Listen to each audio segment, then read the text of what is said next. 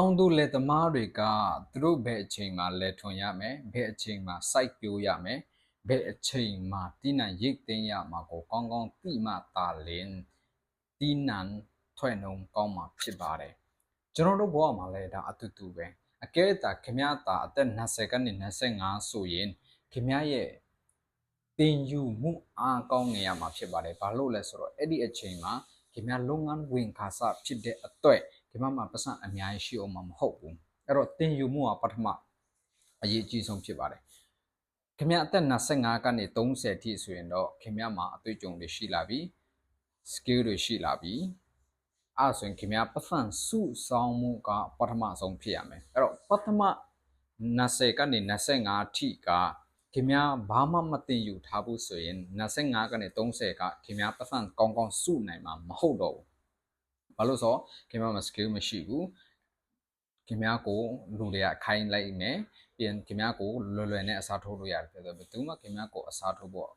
အရန်လွယ်တယ်ဖြစ်တဲ့အတွက်အစားထိုးမှာပဲခင်ဗျားကိုဘယ်သူမှတိတ်လေးစားမှာမဟုတ်ဘူးအဲ့တော့အသက်25ကနေ30ကိုယ့်ရဲ့ experience နဲ့ပတ်စံများများကိုစုနိုင်ဖို့ကအသက်20ကနေ25ဘာလို့ထားလဲဆိုတာပေါ်မူတည်တယ်โอเคအသက်25ကနေ30အထိကခင်ဗျားကပတ်စံတွေ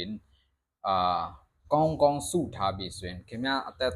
35ကျော်လာတယ်30ကျော်လာတဲ့အခါမှာ question ကခင်ဗျားရဲ့ပတ်စံကိုခင်ဗျားဘယ်လောက်ခိုင်းနိုင်ပြီလဲအဲ့ဒါမေးခွန်းပို့ဖြစ်တယ်ခင်ဗျားရဲ့ပတ်စံကိုခင်ဗျားခိုင်းဖို့ပေါ့နော်အသက်30ရွယ်မှာဆိုရင်ခင်ဗျားရဲ့ပတ်စံကိုခင်ဗျားခိုင်းဖို့ခင်ဗျားမှာ idea ဘယ်လောက်ရှိပြီလဲ experience ဘယ်လောက်ရှိပြီလဲခင်ဗျားဘယ်လောက်တော်ပြီလဲအရှုံးနဲ့ရင်ဆိုင်ဖို့အမြတ်ကိုအများကြီးရနိုင်ဖို့ခင်ဗျားဘယ်လောက်ထိရဲစွမ်းတတိရှိပြီလဲအဲ့တော့အဲ့ဒီအချိန်မှာပတ်စံစုဆောင်ထားတဲ့လူတွေကဒီအချိန်မှာကောင်းကောင်းစမ်းသပ်နိုင်မှာဖြစ်ပါတယ် business မှာလည်းအတူတူပါပဲ business မှာကျွန်တော်တို့ rent negotiation ပေါ့နော်ကျွန်တော်တို့အခန်းခညှိနိုင်ရမှာရှိတယ်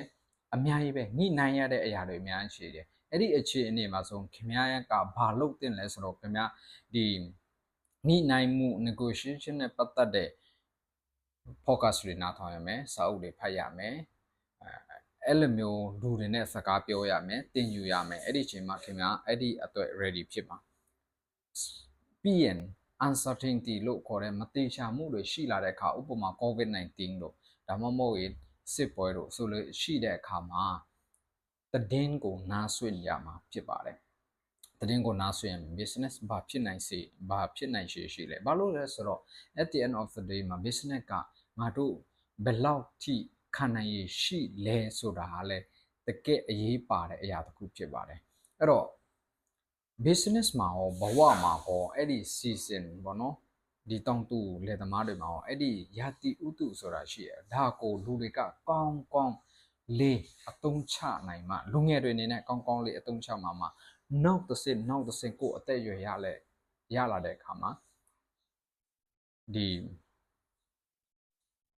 waste မှာဖြစ်တာအသုံးမဝင်တဲ့လူမှာဖြစ်